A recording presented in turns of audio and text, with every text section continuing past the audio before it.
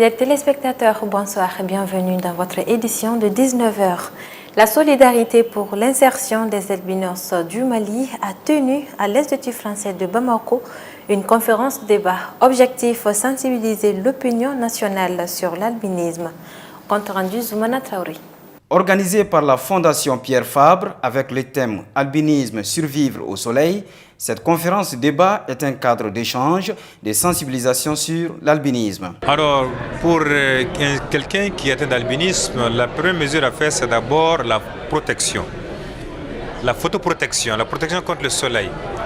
La protection vestimentaire du corps pour se protéger du soleil. Éviter les rayons ultraviolets qui vont abîmer la peau, qui vont favoriser la survenue des cancers cutanés et qui vont accélérer le vieillissement cutané. Il faut également protéger les yeux.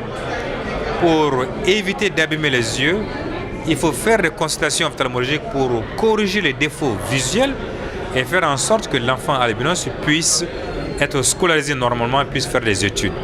Et également, bien sûr, il faut sensibiliser la population sur la condition de vie des albinos, démystifier cette maladie de façon à ce que l'enfant albinos puisse être accepté par la société et que les parents cessent de se culpabiliser et en fait que toute la population puisse comprendre définitivement que ces sujets-là sont comme nous, ils ne sont pas différents de nous. La Fondation Pierre Fabre, déjà, elle apporte son soutien financier et son soutien technique à l'association Solidarité pour l'insertion des albinos du Mali.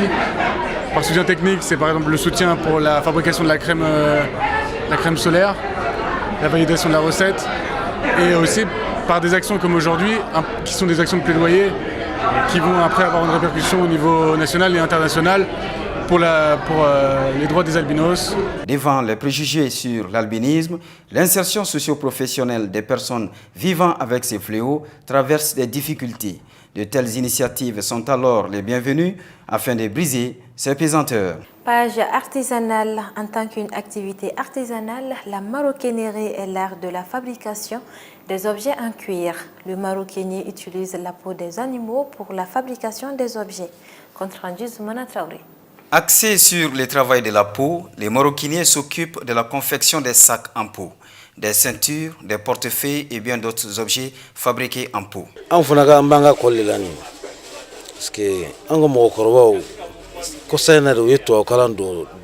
Nous sommes à l'école de la maroquinerie.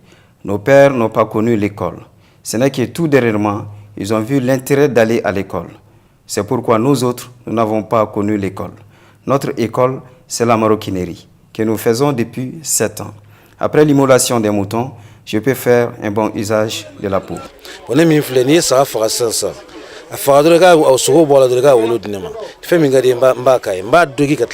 Pour la fabrication de ces objets, les maroquiniers utilisent la peau du mouton, du bœuf et celle du varan.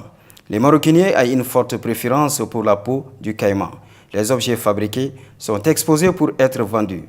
Mais avec le recul du tourisme, en raison de la situation sécuritaire, la vente est au rabais. Fort heureusement, cette baisse est compensée par les consommateurs locaux de plus en plus intéressés par les objets en cuir. La page santé. Le paludisme est une maladie dont le taux de fréquence est élevé au Mali. Le palud se transmet par la piqûre du moustique femelle appelé anophèle. Compte rendu Zoumana Traoré. Classé comme une maladie tropicale, le paludisme est la maladie dont le taux de fréquence est le plus élevé au Mali. Les eaux usées stagnantes sont les lits des anophèles, vecteurs directeurs de la maladie.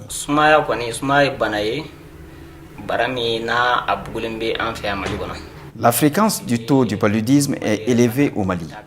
Comparativement à d'autres maladies, le moustique est le vecteur directeur du paludisme. Il y a deux sortes de moustiques, le mâle et l'anophèle. Ce dernier est l'agent directeur du paludisme. Très fréquemment, pendant l'hivernage, la maladie du paludisme est élevée. La lutte contre le palud passe par l'éducation des pratiques d'hygiène. L'utilisation de la moustiquaire est aussi un moyen de prévention contre le palud. Le paludisme est une maladie qui se guérit. Dès l'apparition des premiers symptômes, le patient doit s'y rendre vers un centre de santé. La page sport Coupe du Monde FIFA Russie 2018. Hier mardi, 2 équipes africaines ont joué.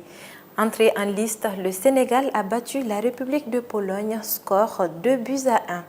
Quant à l'Égypte, elle a perdu devant le pays organisateur, la Russie, score 1-3.